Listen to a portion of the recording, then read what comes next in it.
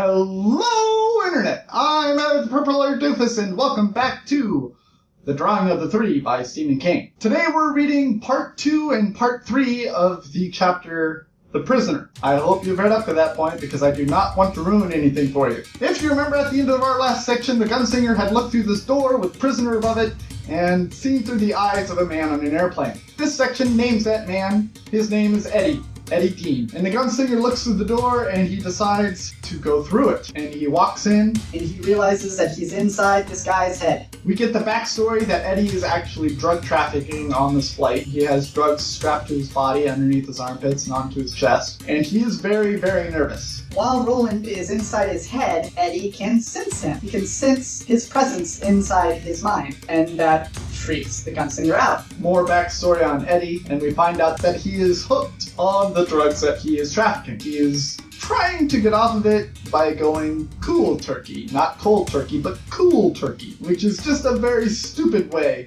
to go off drugs. Roland is inside Eddie's mind, and he decides to start taking control. And so the stewardess comes down. Roland has no idea who this airline hostess person is, and he thinks that she's part of the military because she's in uniform. And she asks Eddie if he would like anything, and Roland responds from inside of her. He has to actually flip through the correct word because he has a different word than sandwich than we do. And it's kind of reminiscent of what Stephen King did in Dreamcatcher, where the guy had the mind library. Roland was just kind of flipping through the Rolodex, looking for the right word. But he orders a sandwich, and the woman says, okay, I'll get you your sandwich. Eddie starts remembering getting set up as a mule. And I'm a little confused because Roland is in the memory, so I think Roland is stuck in this moment that Eddie is remembering at the time. It gets, if you read it, you'll understand what's happening, but trying to explain it is really difficult because I believe that Roland is just kind of stuck in this memory, stuck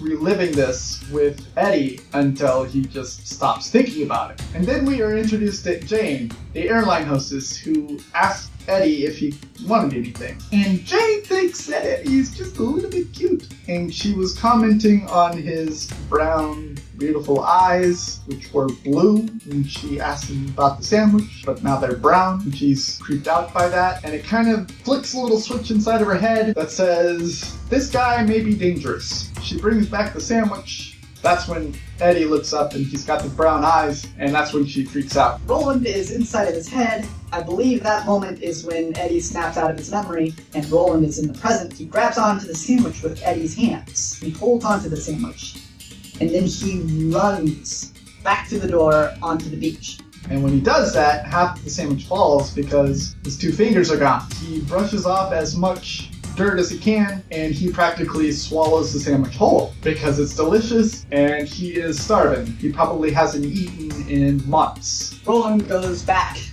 into Eddie's mind, I guess, and the plane is going down for a landing. Jane is really freaked out about the eye color thing, and she's wondering, does Eddie just do the whole contact thing, or is this weird or wrong or whatever? And I'm reminded of when I was younger, probably 13 or 14, and my parents got me this book on psychology. The only thing that I really remember from this book was people with split personalities change their eye color depending on the personality that they are. So, yeah, that might be going on here. Jane is smoking a cigarette during her break. And that makes me wonder, when did we get rid of the smoking cigarette on airplanes thing? Because I thought it was like back in the 70s, right?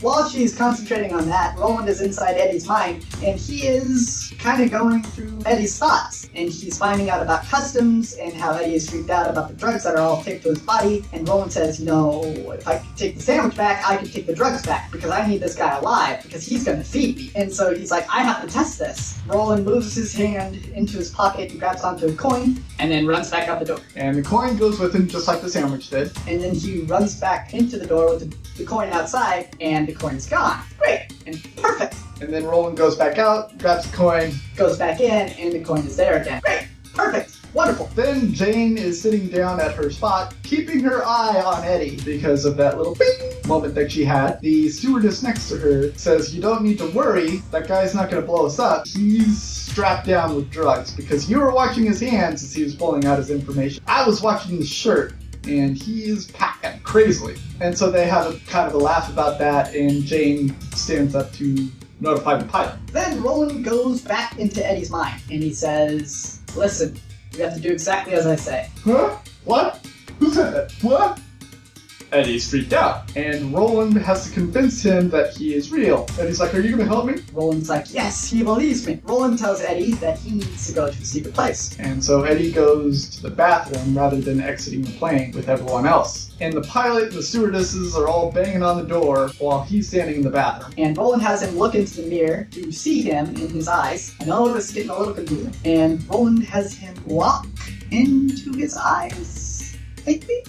Roland pulls him through the door onto the beach. And Eddie's like, wow, what the hell's going on? I'm tripping. Roland says, in my purse, there's a knife. Cut your drugs off your body. Eddie just can't do it right, and Roland has to use his left hand. It's a very tense scene. But eventually they get the drugs off, and Roland pushes him back through the door so that he can have control of his body again. The pilot and stewardesses all have the drug enforcement people on the outside of the door, and they bang the door down. Eddie is sitting on the toilet with these pants around his knees, telling them that he had to go to the bathroom. The drug people tell him to get his pants back on. He puts his pants back on, and he is dragged off the plane without ever touching the ground to customs. And that is where the section ends for today. The question that I have for you is, what is the most stressful moment, or what is a very memorable, stressful moment that you can think of? The question that I had yesterday is, what is the weirdest movie that you've ever seen? Because we were talking about being John Malkovich. And for me, I saw a movie this past film festival that I nearly walked out on because it was so weird and so horrible. It was called The Greasy Strangler. It was bad. It was very, very bad. It's about this old man who would just cover himself in grease and strangle people. It was so